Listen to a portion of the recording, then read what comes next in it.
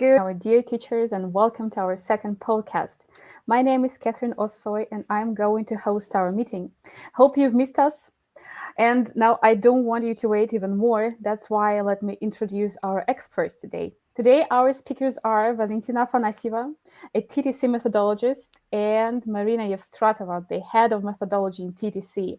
Glad to see you again. How are you today? Not bad. Thanks. Doing great. My tea is still cold. Oh, have we had Still time to cool. heat it? Yeah, you will need to take. Unfortunately, I hope that our teachers are ready and they've prepared their tea or even maybe something to eat. Yeah, why not? And we are here today to discuss one of the most complicated and for some still unfortunately vague topics yet, the progress. Dear listeners, the first question is for you, not for our speakers. Can you tell us how you understand progress in learning? Please feel free to share your opinions in our chat. We will share your opinion with other listeners. Yeah. And while you're texting your answers, here I'd like to ask our speakers. Valentina, can you tell me how you understand progress in learning? What is it for you? Oh, well, my personal opinion will probably coincide with what we've got in general. There are, of course, many things to that word progress and how to notice it and how to talk about it.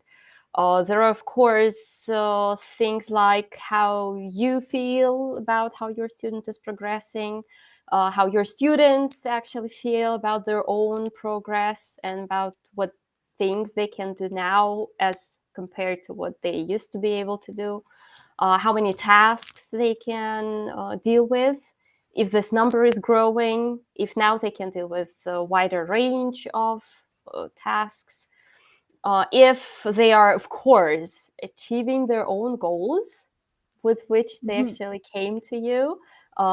Say the student wanted to be able to solve some business issues on the phone. That was their primary goal. If they're able to do it now, well, obviously they are progressing. They have progressed up to this point.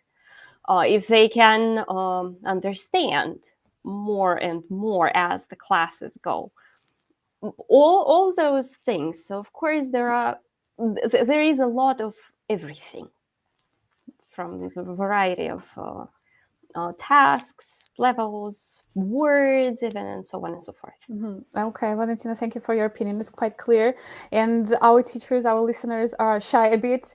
Please don't be shy. Just let us know what you think about that. And while you're texting, Marina, what is your opinion about the progress? What is it? How do you understand it? Well, it's very difficult to say because I mean, if we're talking about a short-term progress, it's very easy to say what that is. Well, I didn't know something, now I know it. I couldn't do something with my English, now I know, now I can do it, or now I know how to do it. And well, of course, I progressed because there is a change in what I can do. But if we go further down the line, it becomes very difficult to actually grasp these moments when we actually learn something, because in 10, 20, 30, 40 lessons, those aha moments will disappear gradually, and it might seem that you learn less and less every single time. And here this problem with progress, right, and I think all of the issues and discussions related to progress are all about long-term progress, because as I said, it's very difficult to see some sudden changes in your students skills or knowledge, for example, but it's very difficult to assess and to categorize which specific skills your student is progressing in. And well, it's very difficult to say whether in the long term you actually did good, and well, if you could have done better or not. So yeah, in this point, it's very difficult to say what progress is, and we're still waiting for the answers from our listeners. But yeah, just say Yeah, if it's you very agree interesting or to listen disagree. to you. Yeah. Yep. Yeah, that's fine. So I hope that our listeners can share their opinion. Like, what do you think? Do you agree with Marina and Valentina? So what do you think about their opinion? Is it quite clear? And what Or about your students, of course, the people that you're actually teaching? Maybe you tried to teach someone before. Maybe you're not say, professional teacher yet. Maybe you just had some experience with that. That's also interesting.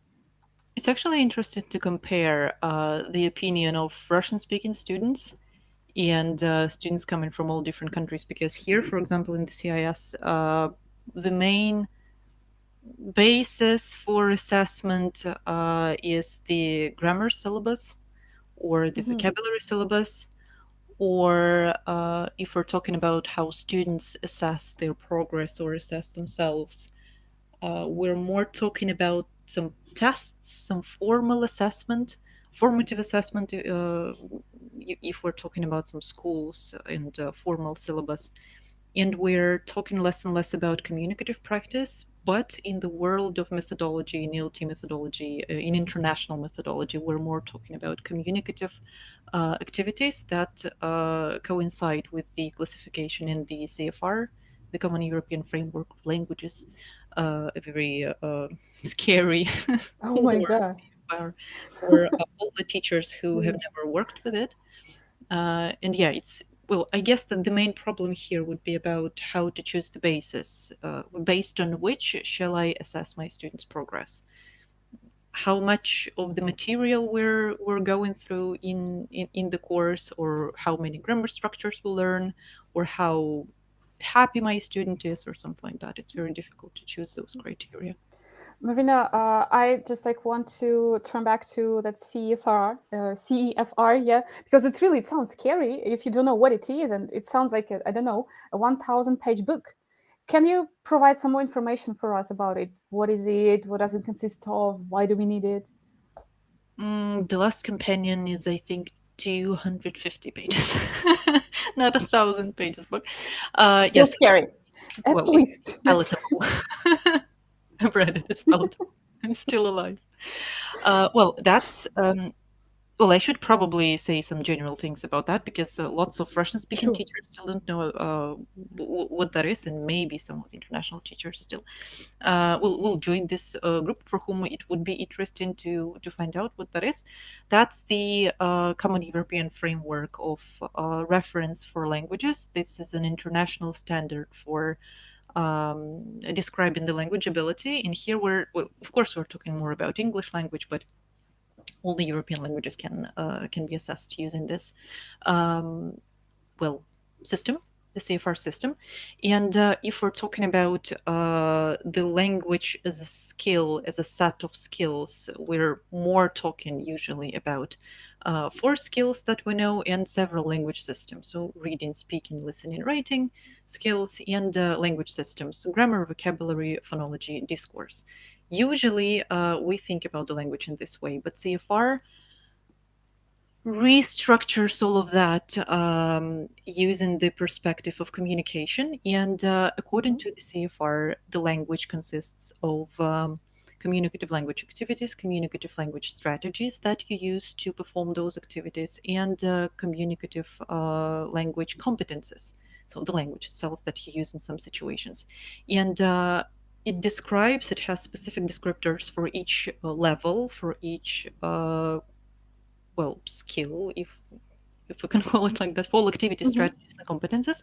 And if we are assessing the student's performance using the CFR, we would need to use the descriptors there and assess some specific things that you might have never even heard before of. So, Mhm. yeah, that could be scary. Actually, but is it difficult to use?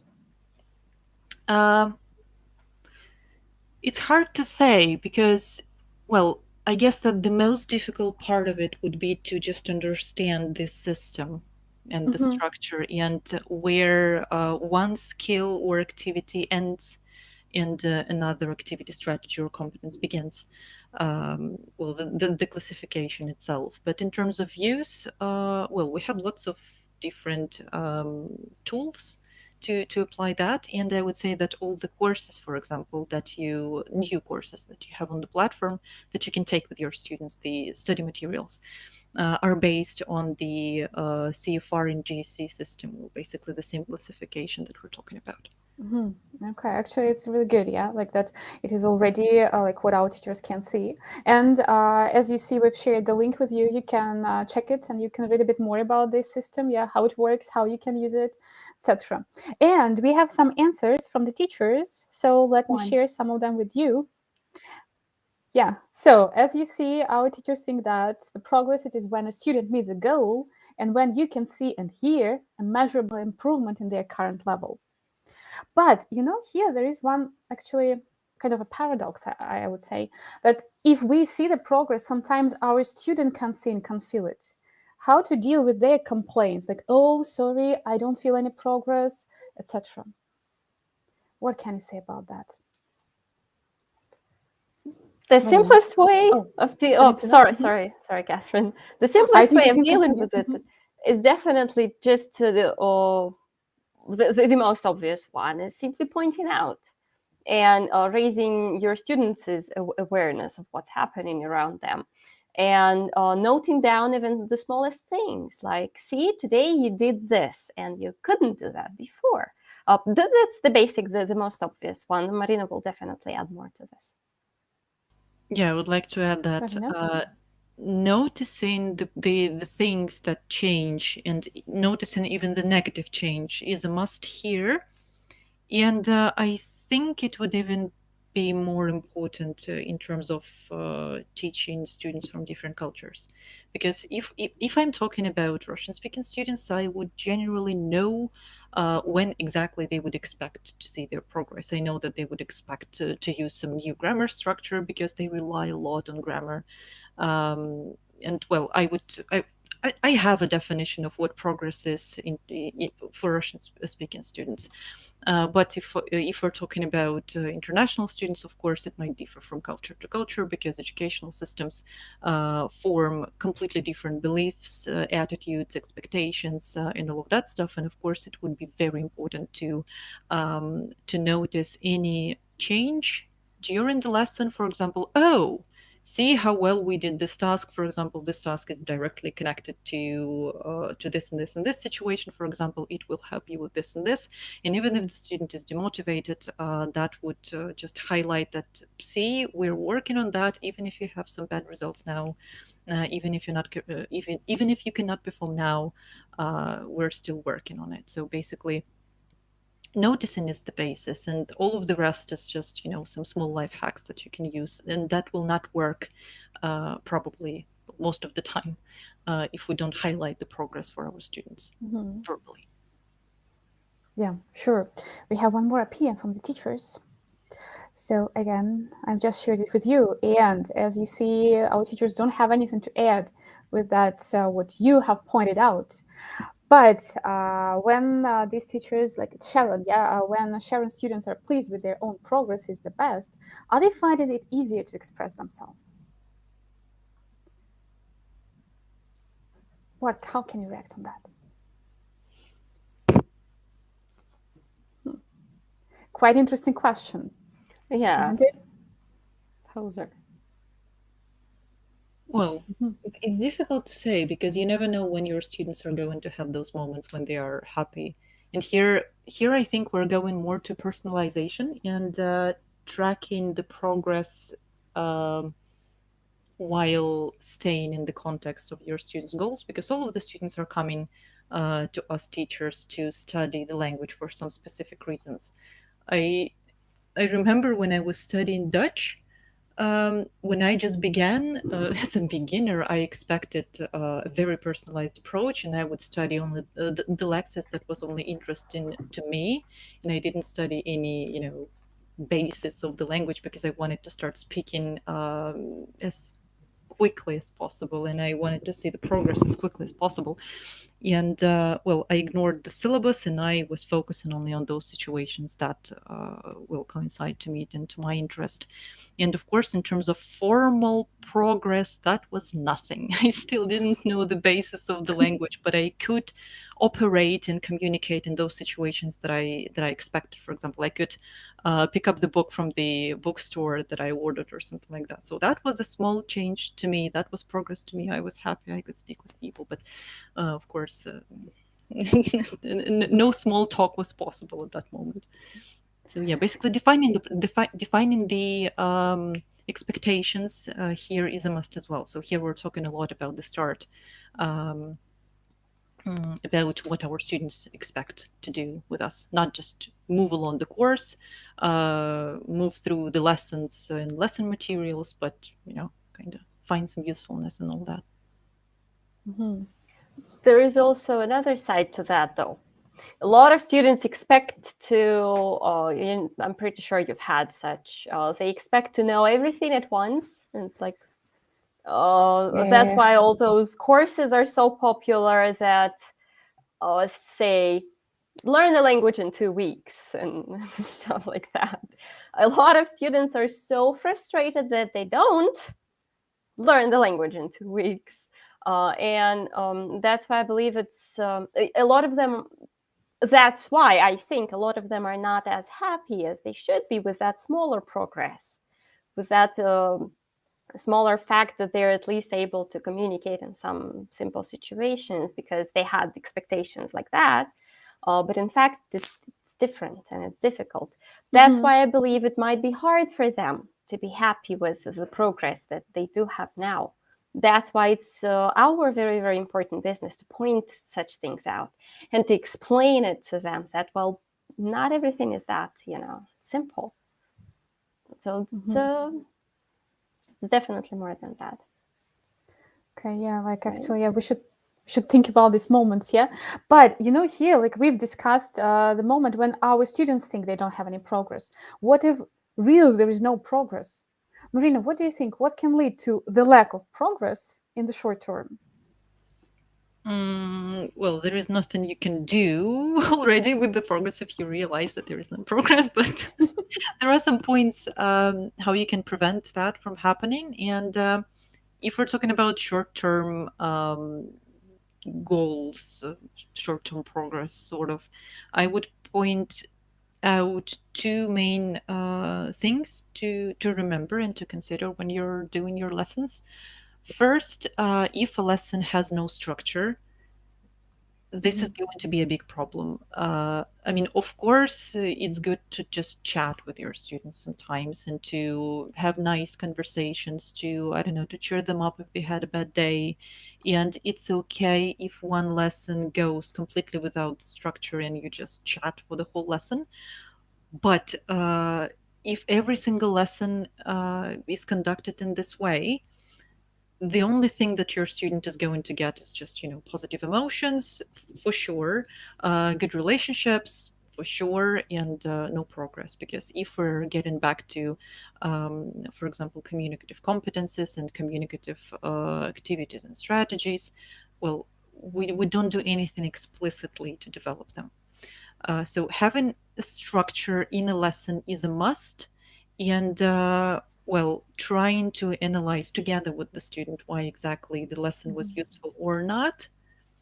Analyzing negative points is also important. That's going to help immensely. And the second point is, well, this is the problem that we see almost every day: content-centered lessons, too centered on the content.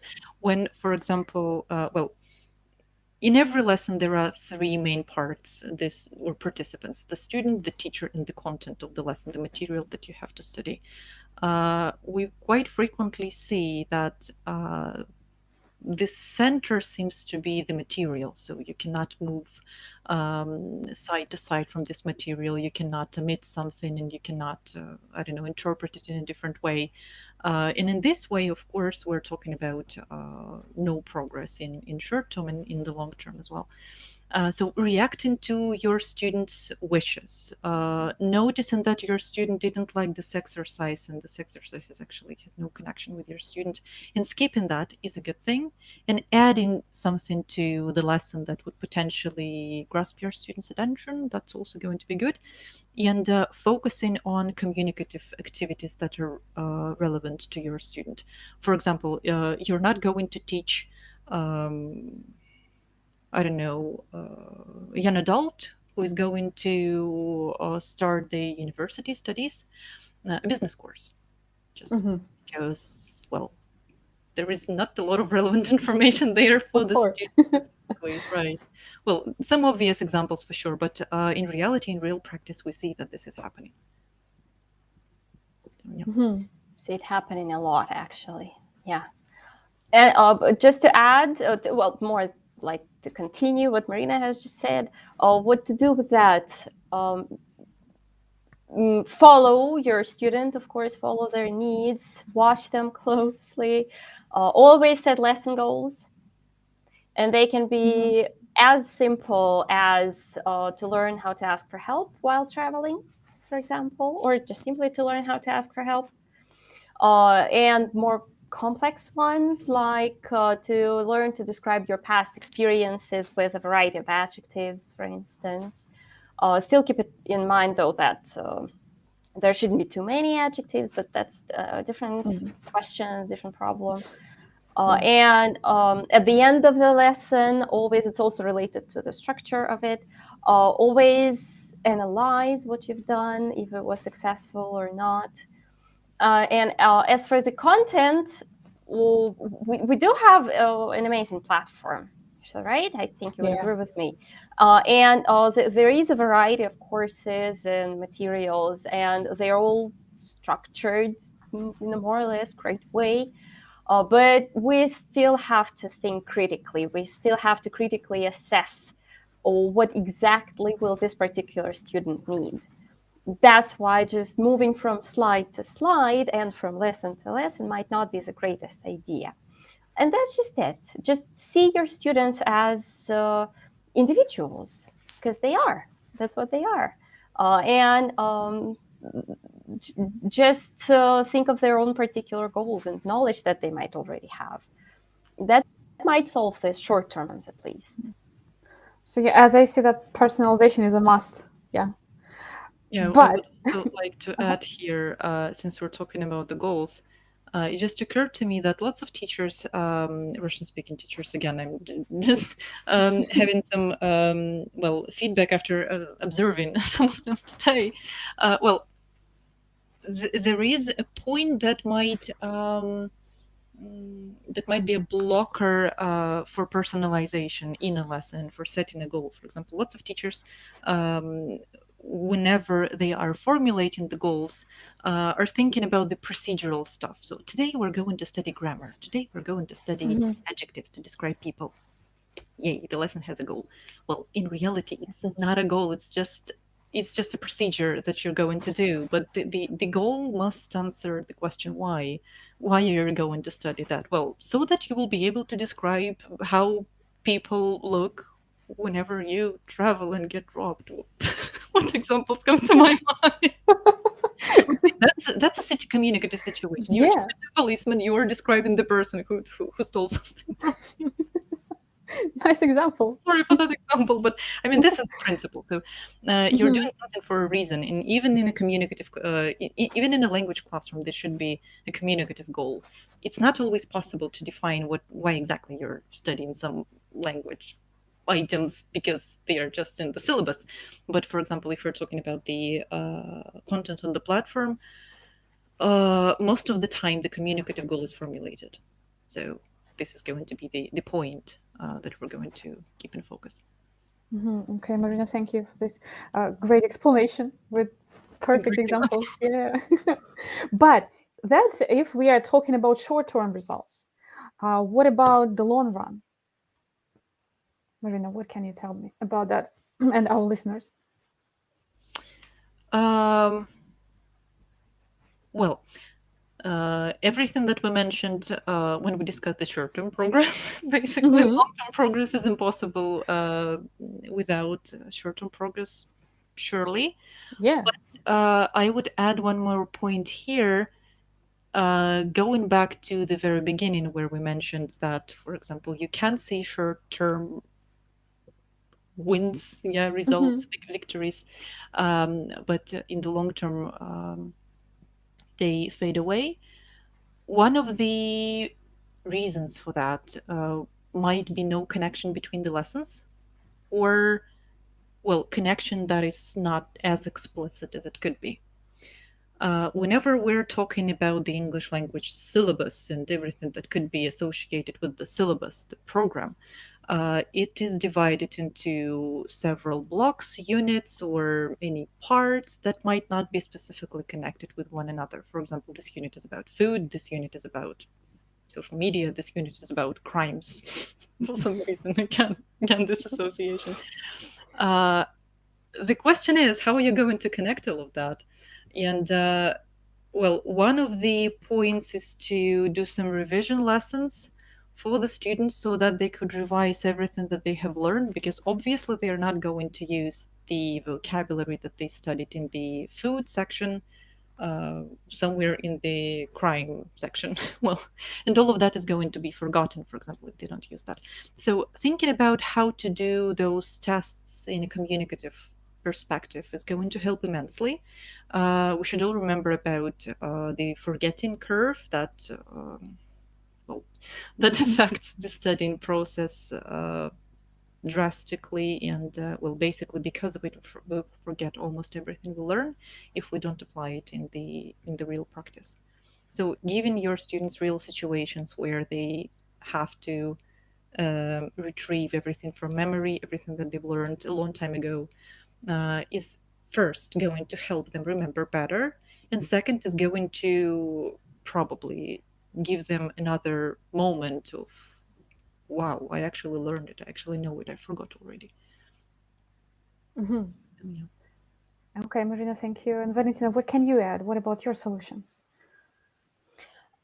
Just going back again, to thinking critically and to assessing the material critically. Just what Marina said, how are you going to connect food and crime, for example, right? If they go just one lesson after another one.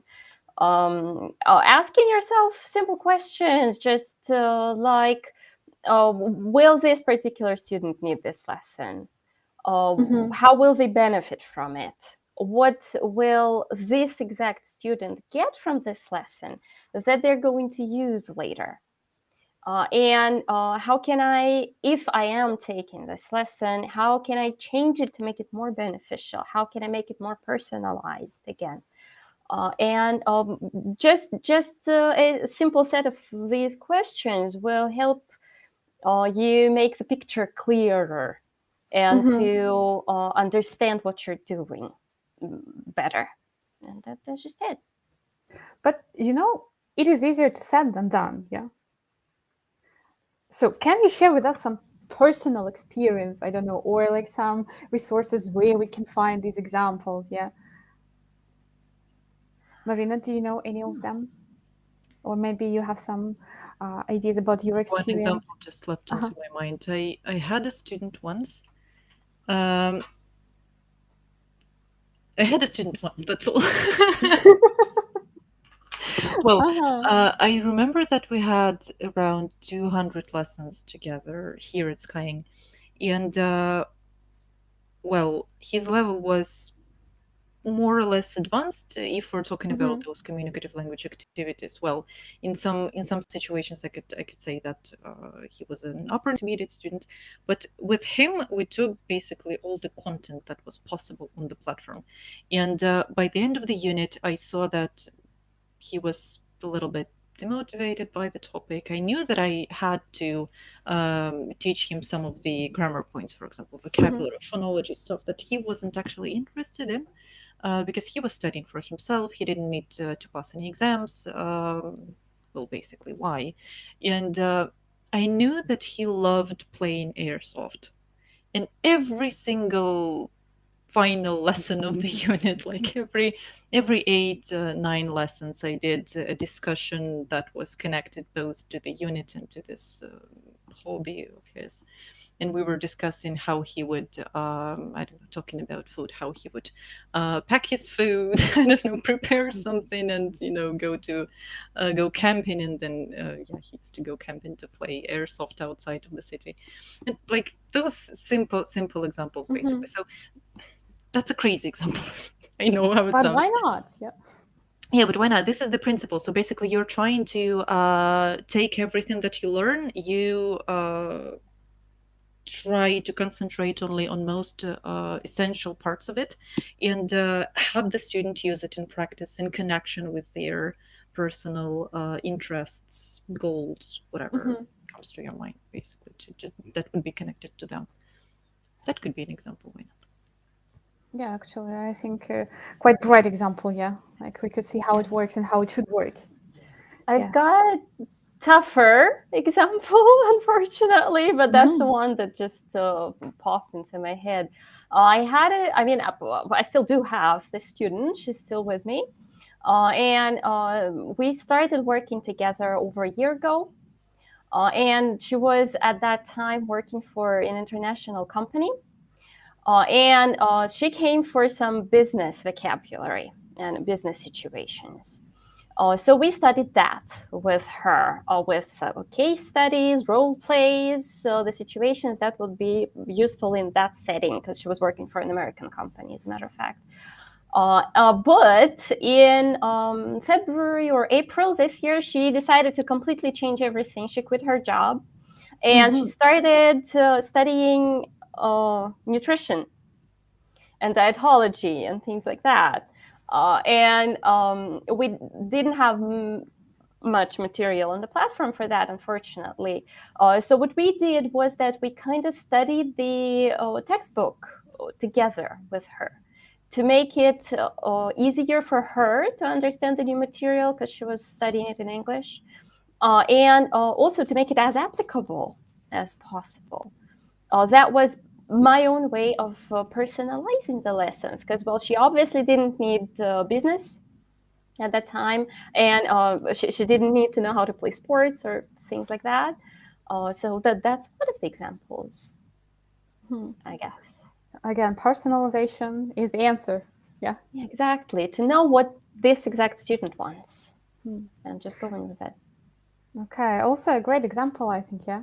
And if we wanted to sum it up, what can we say, Marina?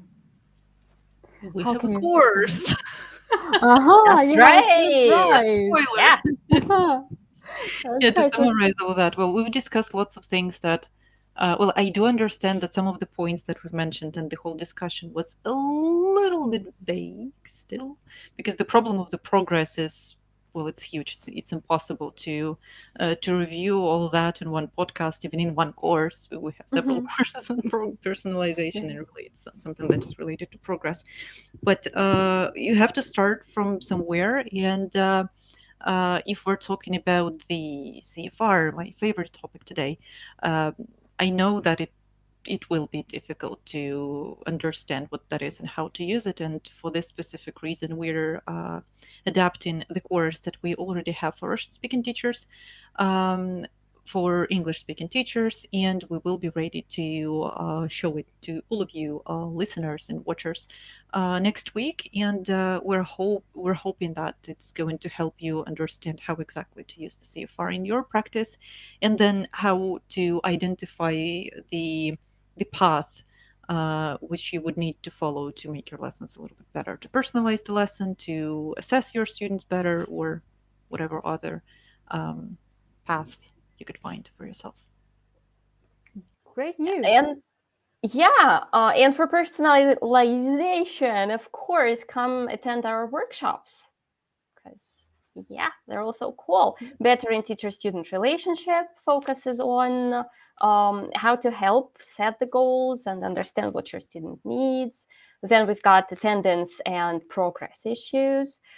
These are all amazing workshops. So yeah, you can just pick any and come Yeah, see us some actually, other time. I've just shared the link where you can find all the workshops. Yeah, I hope that it will be not only interesting but also useful. Yeah, that's why I feel free. So, and our dear listeners, our time is unfortunately up, and we need to finish our podcast for today.